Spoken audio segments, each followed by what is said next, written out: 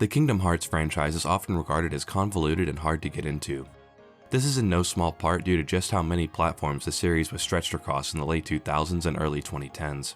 Even as early as Chain of Memories, the second game in the franchise, you had to own a completely different system to stay caught up on the story, which only got worse as the series spread to even more systems. Thankfully nowadays, this is pretty much a non-issue, as a collection of all the games in one package is available on pretty much every major console, even if some ports are a little better than others. These collections even feature the final mixed versions of the games, which all had extra content previously inaccessible to fans outside of Japan. By and large, these are the best way to get into the series nowadays. However, there's only one small problem. For 2 of the games, they forgot to add the gameplay. Kingdom Hearts 358 over 2 days and Kingdom Hearts Recoded are the outliers in these HD collections. These games were originally released on the DS and as such were harder to port over, so instead they just remastered their cinematics. As a result, there's a sizable portion of the player base that's only experienced these games through the cutscenes, and have next to no knowledge about the games themselves. So today, I want to look back at these DS entries, and see if they're better off staying as a movie, or if there's some kind of hidden gems in the vast seas of Kingdom Hearts content. Join me today as we take a look at the Kingdom Hearts games Square Enix wants you to forget.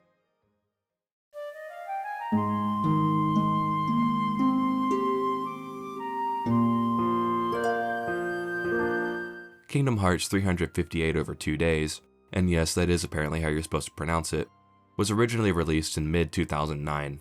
It takes place before Kingdom Hearts 2, following Roxas's time in Organization 13. Roxas is tasked by the organization to use the Keyblade to defeat Heartless, to assist in their efforts towards completing Kingdom Hearts. Throughout the game, Roxas develops a friendship with 2 other organization members, Axel and new member Xion, who also develops the ability to use the Keyblade. The game itself is mission-based. Every endgame day you'll receive a new mission that requires you to fulfill some objective, ranging from fighting Heartless, doing recon in a random Disney world, or sometimes just goofing around on the occasional day off. The Disney worlds in this game are mostly ripped out of Kingdom Hearts 1 and 2, but there are a few areas in each world that are unique to this game, and the Neverland world is almost entirely original, even if every area is a little samey. Some missions you'll be paired up with a random organization member, which is actually one of my favorite things about this game. It's nice to spend a little more time with the members that didn't get all that much to begin with. They may not be the deepest characters in the world, but it's still fun to see more of their personalities. I think my favorite in this game probably has to be Luxord. He's got this nice chemistry with Roxas and kinda treats him like a little brother. It's really sweet. Xigbar is another highlight, but he's fun in every game, so that's kind of a given. Something I dig about this game is that the Disney worlds are not complete retreads of their respective movies. Instead, they're these little side episodes that, while not all that deep, are certainly more interesting than just going through the movie plot again. Beast's Castle gets kinda close towards the beginning of the game, where Roxas and Xion are learning more about the castle's inhabitants, but as you get further in the game it starts planting seeds for Xaldin's plot in Kingdom Hearts 2, which is really neat foreshadowing. I also really like Neverland's plot. It follows Captain Hook looking for buried treasure, only for his greed to summon stronger and stronger Heartless each time he fails. The game tries to have an overarching thread across some worlds with Pete showing up time to cause trouble, but honestly he does so little that nothing really comes from it. Like he shows up in Agrabah looking for the magic lamp, and then inevitably fails because it's already gone by this point. And then he also shows up in Neverland to try to manipulate Hook's treasure quest to bait out stronger Heartless. But nothing really comes out of either of these two plots. He's so insignificant, I'm pretty sure the movie version just straight up cuts him out. He has that little impact. The crux of this game's narrative is centered around Roxas's friendship with Axel and Xion, which is honestly pretty endearing. Roxas is a completely different character by the end of the game, and knowing where the plot goes in Kingdom Hearts 2, it makes their interactions all that more bittersweet, since you know where it'll eventually end up. Xion is a character I was surprised by the most. I feel like the movie version does a pretty bad job of accurately portraying her character. This is mostly due to the fact that a lot of her dialogue and character moments are during or in between missions, which aren't focused on much if at all in the movie. This extra development makes her fight with Roxas and death near the end of the game hit that much harder, even if the dialogue here is admittedly a little goofy. Xion! Who else will I have ice cream with? Axel is another highlight. He's not too different from Kingdom Hearts 2, but he's awesome there, so I'm honestly okay with that. He spends a lot of the game working with Saïx to uncover some of the organization's secrets, and I think his struggles with figuring out what outcome is best for both his friends and the organization, and the decisions he makes in pursuit of that goal is really intriguing. It adds a lot more depth to his character than you might originally think there is, and I really appreciate it for that. What's your problem? You both think you can do whatever you want. Well, I'm sick of it. Go on, you just keep running. But I'll always be there to bring you back! I think my favorite thing this game does storytelling-wise, though, is with Roxas's memories of Sora. Throughout most of the game, Naminé is working to restore Sora's memories, so occasionally while playing, a mirror image of Sora will appear on the bottom screen, mostly during cutscenes, but sometimes even during gameplay. It's such a cool way to use the DS's unique features to enhance the game's storytelling. I've honestly never seen anything like it. In terms of the gameplay itself, it's pretty standard as far as Kingdom Hearts games go. You have your basic ground and air combos, but instead of having an MP gauge like other entries, you instead have to use magic charges that can be set through the game's panel system. The panel system is this game's main gimmick, so to speak.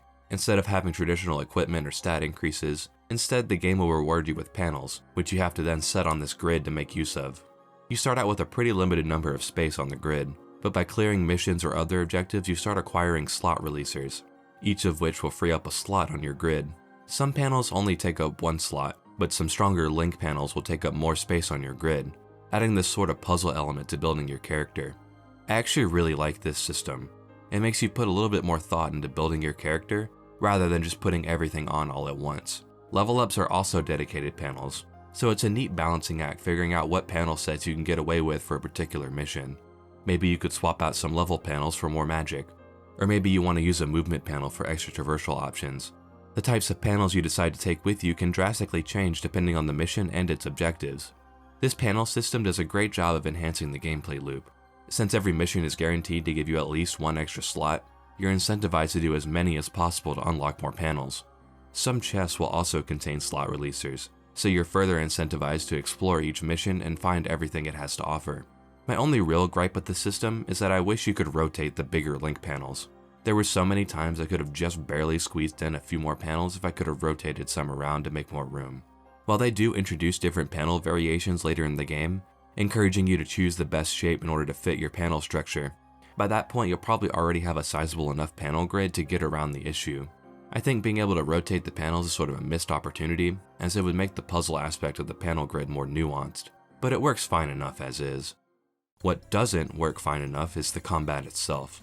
Obviously, being a DS game, there were going to have to be a few compromises here and there to accommodate for the lesser amount of buttons, but the combat system here feels a little too clunky. A lot of the Keyblade combos feel stiff, and as such it can be kind of hard to maneuver around enemies, especially when there's a lot of them on screen or you're fighting a particularly strong opponent. Magic is also a little strange in this game. Unlike the standard combat system where each magic level is usually just a stronger variation of itself, in Days each magic tier has different attributes. Cure is probably the most obvious example. Standard Cure is pretty simple, it just heals you on the spot. But then when you get to Cura, it turns into a regen skill. And then finally when you get to Curaga, it generates a healing field on the ground instead, which is a little too small for its own good. It gets more finicky with the attack spells. The tier 1 spells all have a homing function, making them easier to use, but the higher tier ones don't, which can be pretty frustrating with this game's finicky lock-on system. It wouldn't really be an issue if you had unlimited cast, but since you can only take a certain amount into each mission, it could be kind of frustrating to waste a cast because the game decided you just didn't hit an enemy.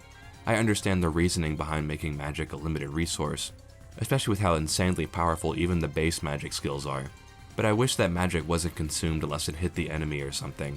That way it wouldn't feel like you're constantly wasting magic skills if you happen to whiff an enemy through no fault of your own. Another weird thing about magic in this game is that you can only cast one magic spell at a time. This might sound pretty reasonable and normal, until you realize that casting something like Curaga that leaves a spell on the field for a short time will lock you out of the rest of your magic. And with how powerful magic is in this game, it can be a pretty big setback. It only really becomes an issue near the end of the game where you get the higher tier magic spells, but it's still a really weird issue regardless.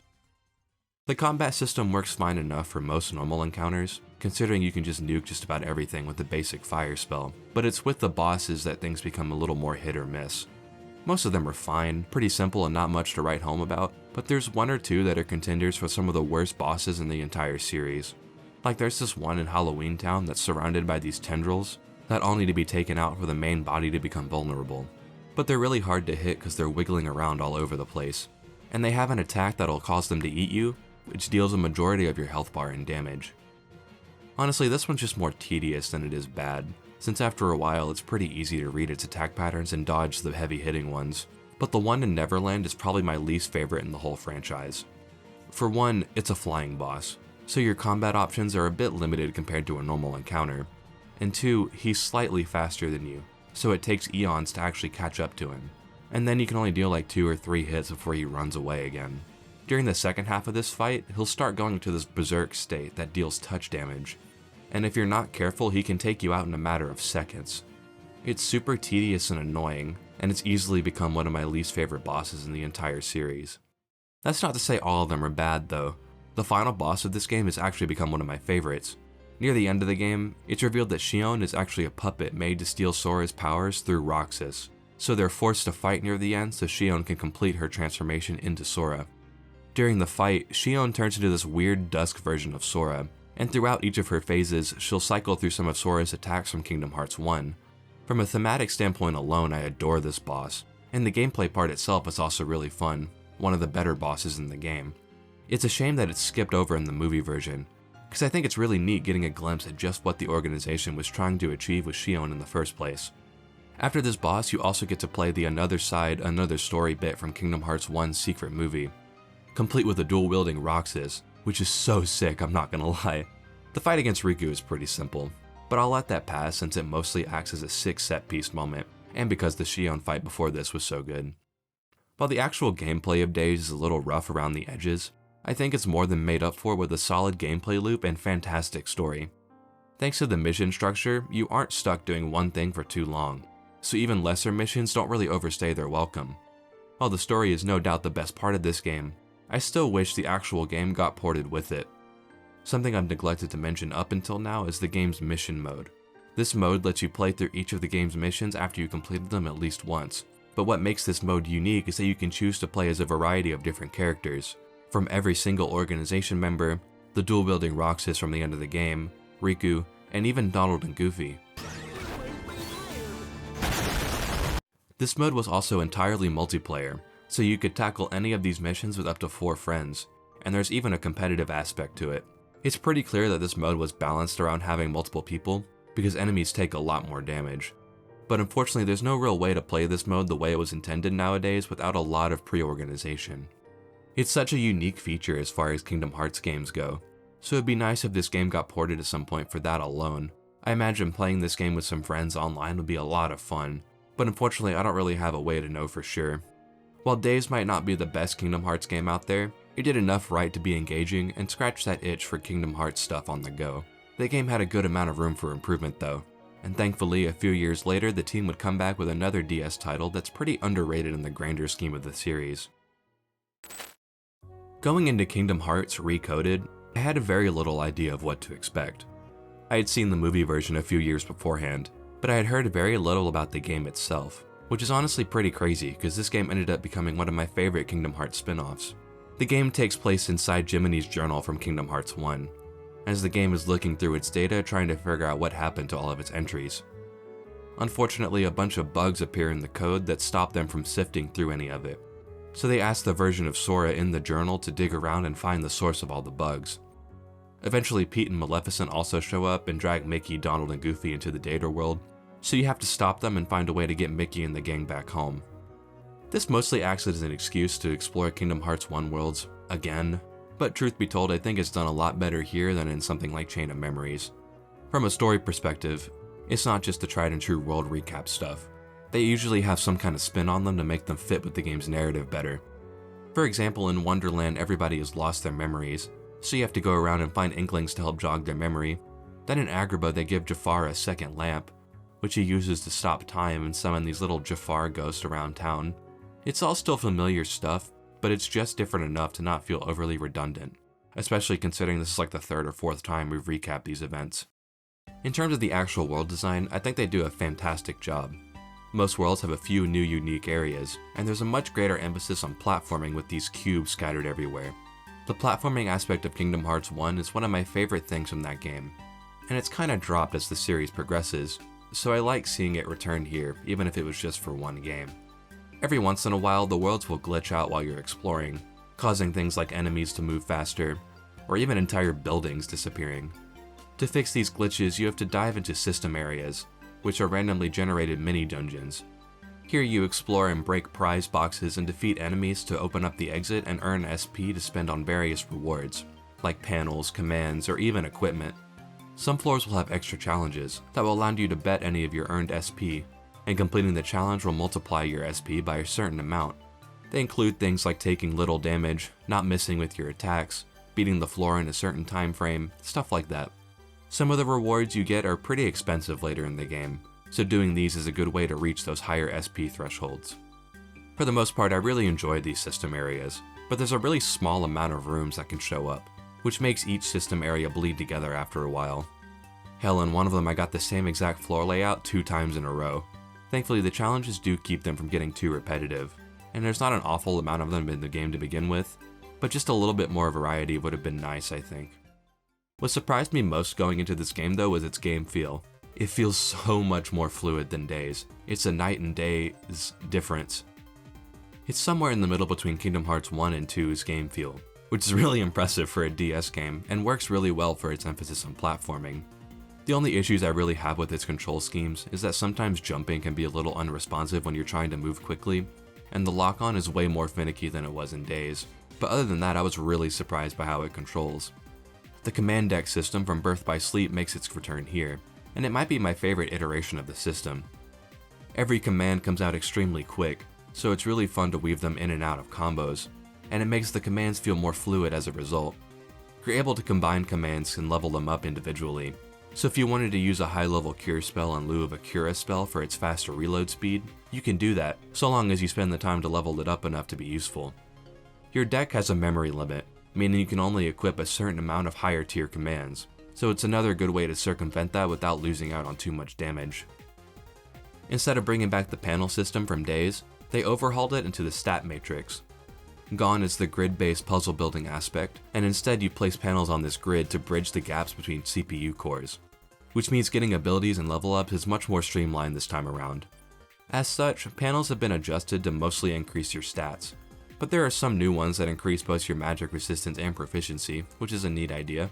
While I do miss the puzzle building stuff from the old system, I do think this more streamlined approach is better for the overall game balance, and that's not to say there isn't any thought that goes into it.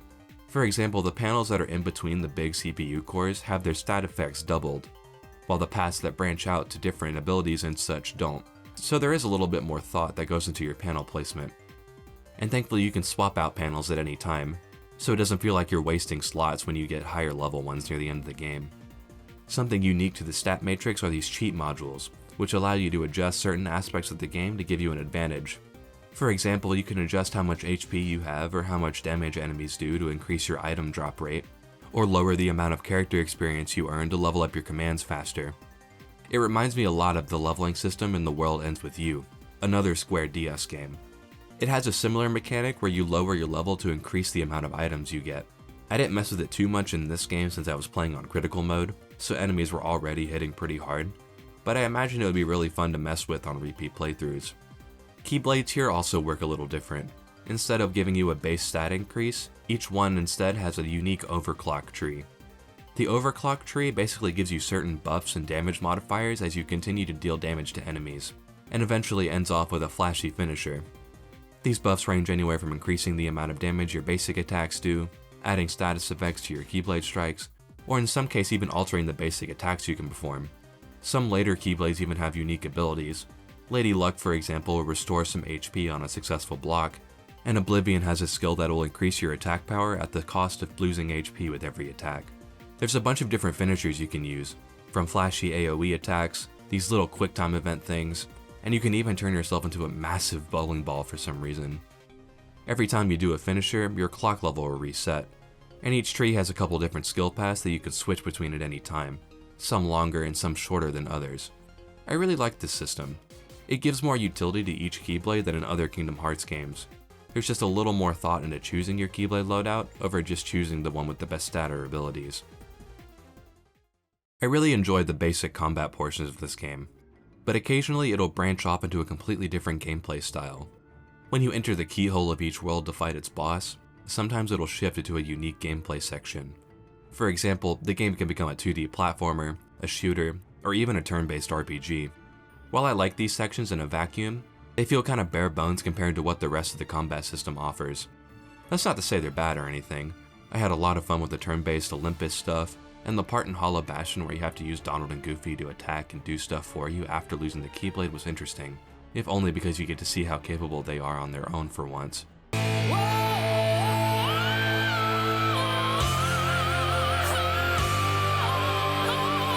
But these sections all limit your basic moveset, which sucks with how much fun the battle system is on its own. Thankfully, this game also features a handful of traditional bosses, all of which are way better than the ones in Days. The ones against Pete are a highlight, but I think my favorite one is near the end of the game where you fight Sora's Heartless. It starts out as a beefed up version of that traditional dark side fight, but then he'll turn into this dark version of Sora, turning it into this intense one-on-one fight. It's really fun. Recoded's gameplay loop surprised me a lot more than I thought it would, but the biggest issue with the game has to be its pacing. While I enjoy its story in a vacuum, it's hard to deny that it kinda spins its wheels at a lot of points. In terms of its relation to the greater Kingdom Hearts mythos, it has little if any lasting impact on the narrative.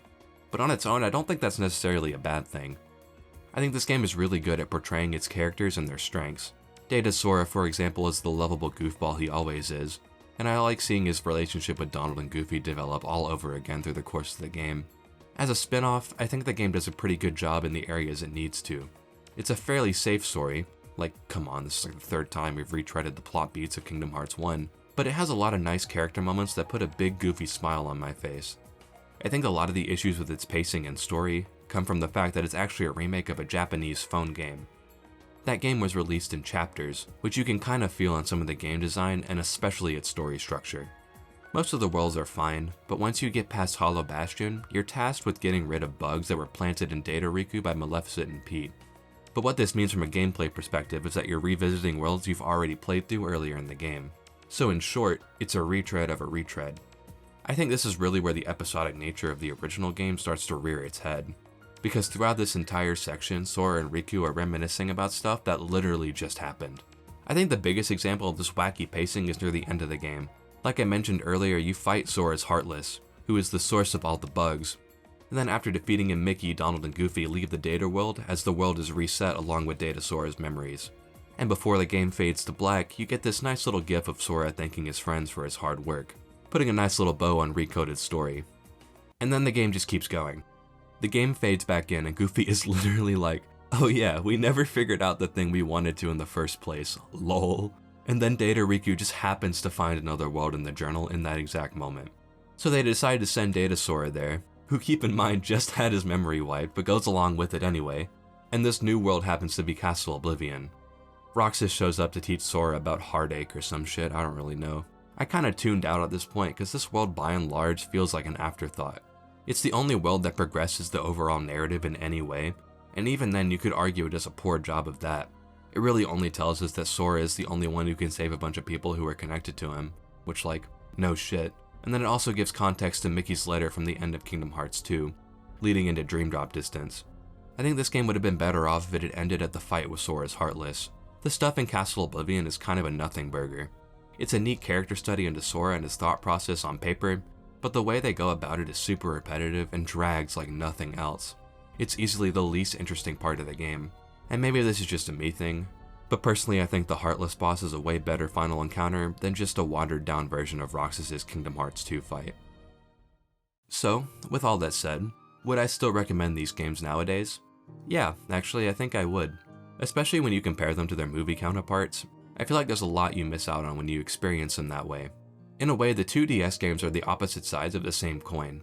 Days is a little inconsistent when it comes to its gameplay, but it's more than made up for with an emotional gut punch of a story, while Recoded has probably my favorite gameplay stuff in any of the Kingdom Hearts spin-offs, but with a less impactful, albeit serviceable, story. The movies themselves aren't really the best quality-wise in my opinion either. The Days one in particular suffers from a lack of characterization. The movie mostly adapts stuff that takes place in between missions, which while serviceable does mean that you'll miss out on some key character moments. In a story that's supposed to be built off the relationship between its main trio, that characterization is really important to its overall impact, and that's not even taking into account all the stuff you miss out on with the other organization members. There's also a few moments that I feel weren't adapted properly. Like there's a part where Roxas and Xion are tricked into fighting each other near the end of the game, which should be a pretty important scene, but it's barely acknowledged at all in the movie. They go over it with a text blurb and that's it. Go figure characters are developed better in a 30-hour game than a 2-hour movie, I guess. This last part might be more of a nitpick, but a lot of the voice performances in the movie feel kinda half-assed. Some cutscenes use audio from the DS version and those sound fine, but there's not a whole lot of those to begin with. So the rest of the time, everybody sounds like they're bored out of their mind. A lot of the scenes take place in similar locations, whether it be the clock tower or the organization headquarters, which kinda makes everything blend together after a while if you ask me. All of these issues end up compounding into one another, and make the movie's pacing drag as a result. Meanwhile, the Recoded movie has the opposite problem. On the whole, I say it's better than the Days movie, as they actually animated pretty much everything that the game has to offer, and they even added a bunch of scenes to clarify some plot points. This movie also has that little text blurb thing, but this time they're voiced, and for some reason they refer to Sora as you, as if you were actually playing the game. Like, no bitch, my controller has been on my desk for the last hour, I haven't done shit. Because the movie goes out of its way to adapt everything, the pacing of the movie takes a pretty big hit. The Days movie already had its own pacing issues, and this movie is almost an hour longer than that one. I don't think it helps that Recoded in particular has some of the most Kingdom Hearts dialogue in the whole series. It's way past time that you learned what real hurt feels like! Coupled with the pacing issues already present in the base game, it can feel like a chore to get through. And since the plot doesn't have nearly as much significance as Days, it can kind of feel like a waste of time in the grand scheme of things. At the end of the day, these movies are fine, I guess, but I think the games are just a better experience overall. Shocker, I know. Who knew turning a video game into a movie would lose a lot of its substance? I think it would be really cool if these games eventually got ported to something. Neither game uses the touchscreen super often, the most you'd lose is the cool story stuff from Days, and you'd have to retool the overclock system a bit for Recoded, but I can't imagine it'd be that difficult to do so. I mean, they already did it for Dream Drop Distance, so I'm sure they could figure something out. I feel like they would be right at home on something like the Nintendo Switch. Each one offers an experience that you can't really get from other Kingdom Hearts games, at least gameplay-wise. So I do think there is merit in having them ported even with the mastered cinematics already existing. Adding online multiplayer to Days would be worth the price of admission alone, and I think both games would greatly benefit from a more streamlined, modern control scheme. If you haven't played these games for whatever reason and have access to them, I recommend giving them a shot. Neither game is extremely long, so I think it's worth giving a go if you're at all interested. Each one has a load of unique ideas and gameplay scenarios, so I think if checking them out at least once is worth it.